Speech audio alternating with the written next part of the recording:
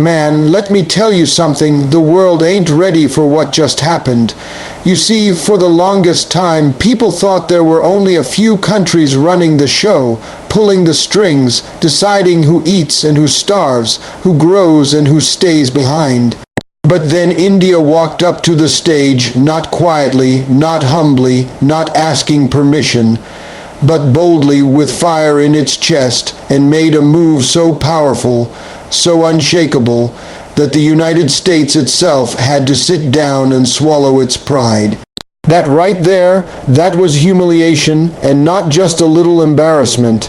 It was the kind of humiliation that makes the so-called king realize the throne ain't safe anymore. Now people are scratching their heads, wondering, how did this even happen? Because for decades the narrative was the same. America was the sheriff of the global town. They told other countries how to behave, where to trade, what to build, and what to dismantle. And if you dared to resist, they'd slap you with sanctions, isolate you, or roll up with their military might just to remind you who's boss. But India wasn't having it. India had been patient.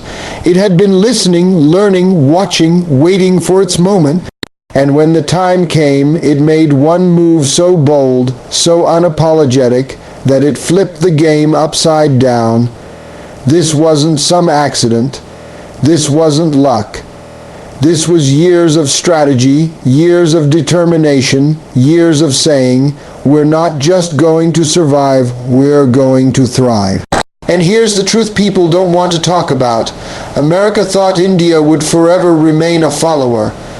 They thought India would keep playing second fiddle, always looking up for approval, always waiting for handouts.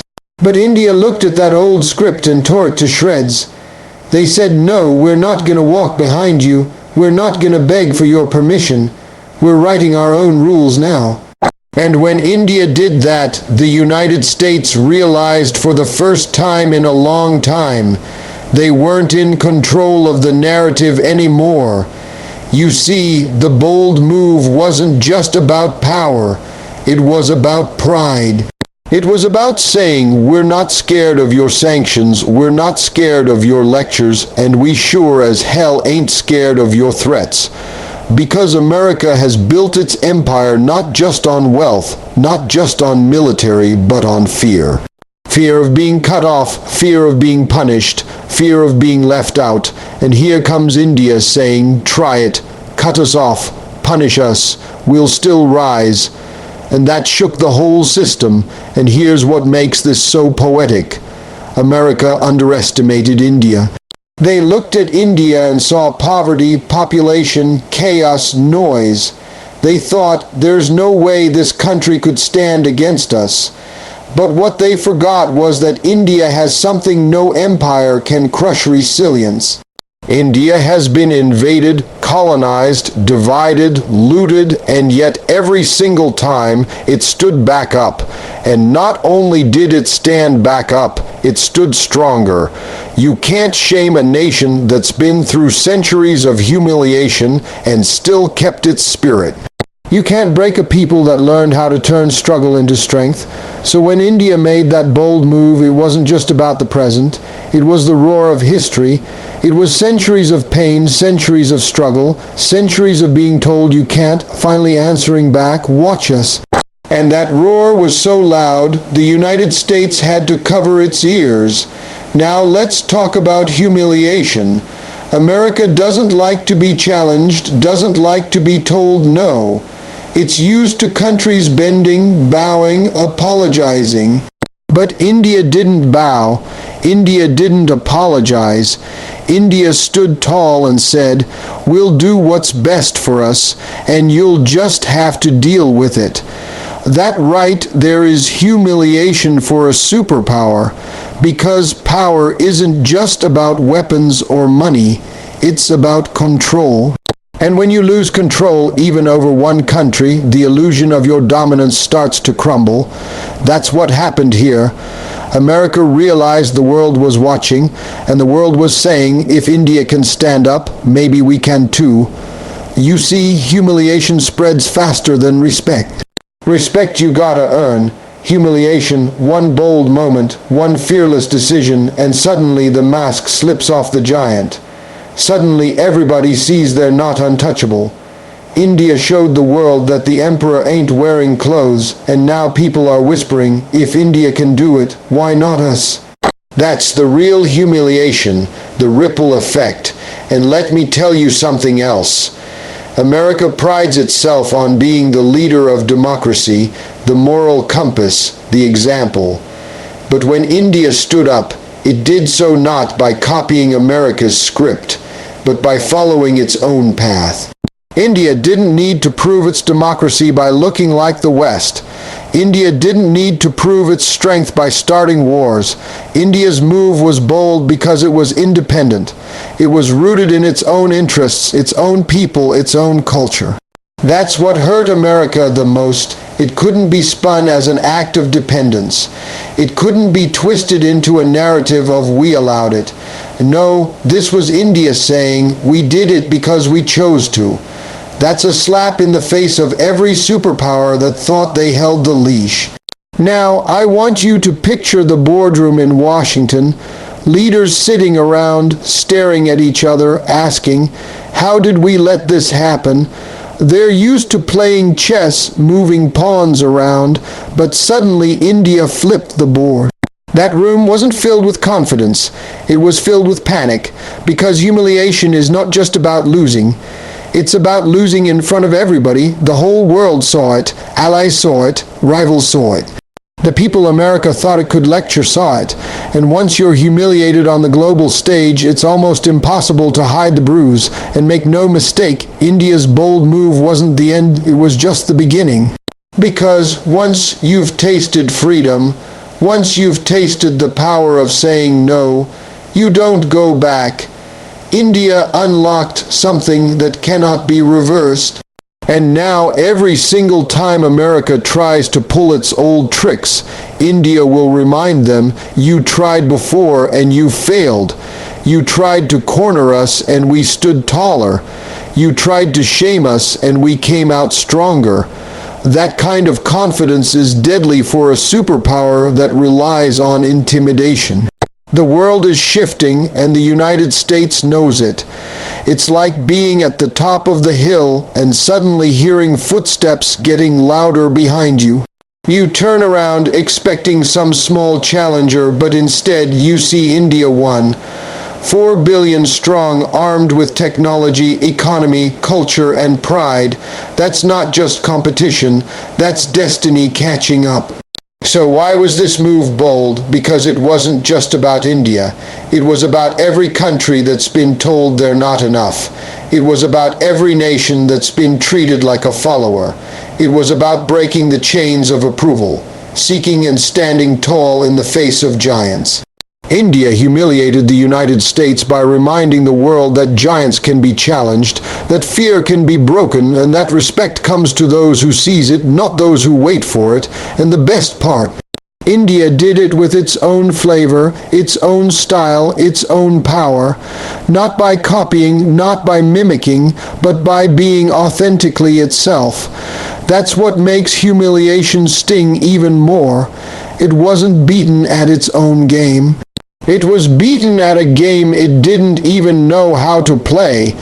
America couldn't stop it, couldn't predict it, couldn't control it. And now they're left dealing with the fallout. This is the beginning of a new era.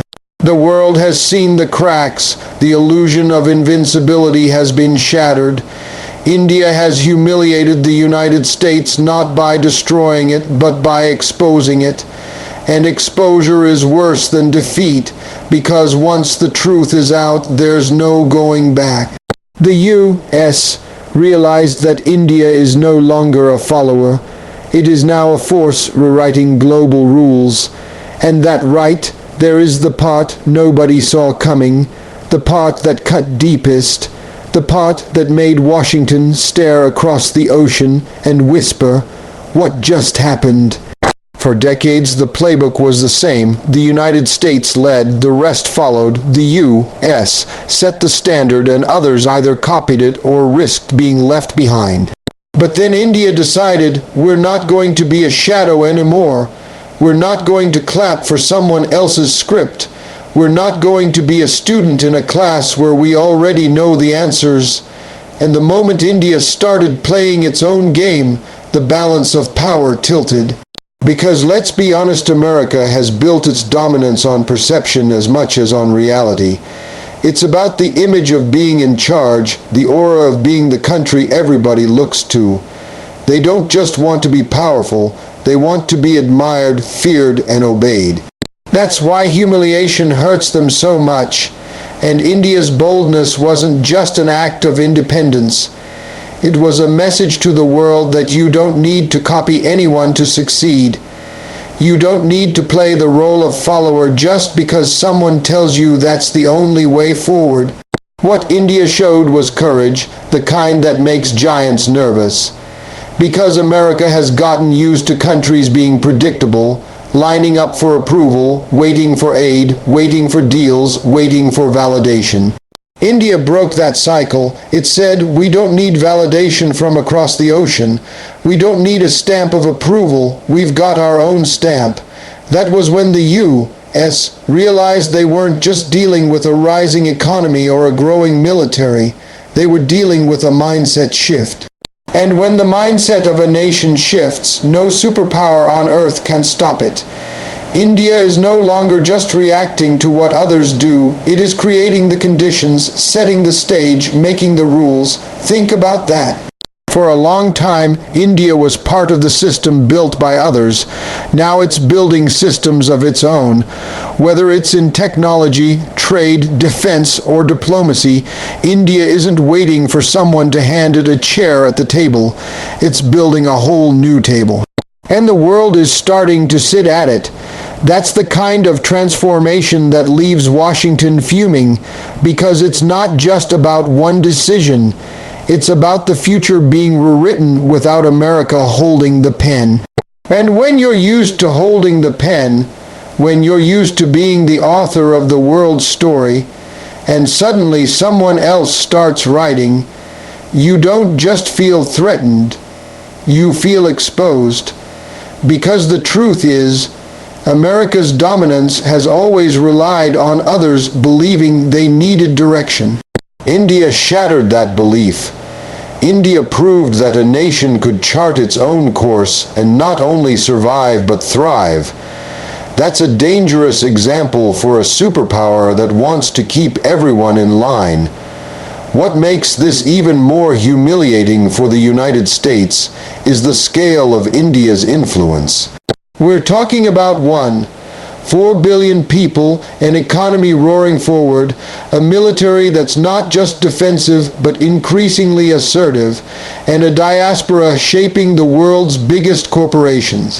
When a nation of that size, that talent, that ambition decides it's not going to follow anymore, you don't just lose a partner, you lose the illusion of control over the future. And that illusion, once broken, can't be glued back together. America realized India was rewriting the rules when its old tactics stopped working. Pressure didn't work, threats fell flat, sanctions, India found other ways, lectures ignored. They threw everything in their toolbox at India, and India just brushed it off like dust on its shoulder. That's when Washington had to sit back and admit, this isn't the India we thought we could manage. This isn't the follower we used to know. This is something new. That's humiliation because it forces a power to admit its old dominance doesn't fit the new world. India is showing that the world doesn't have to move in one direction anymore. That's the essence of rewriting the rules. It's not just about saying no, it's about saying, here's another way. India is making trade deals on its own terms, forming partnerships that aren't one-sided, and building technology that doesn't depend on being spoon-fed. And every time it does this, it chips away at the old system America built, a system where everything ran through Washington first. Now, countries are watching India and thinking, if they can carve their own path, so can we. And you want to know why this terrifies the U.S. more than anything, because India isn't anti-American. India isn't trying to destroy America. India is simply proving that you don't need America to rise, and that right there is worse than an enemy. It's a rival success story, because an enemy you can fight, but a rival you can't stop without admitting weakness. That's what the U.S. is wrestling with now.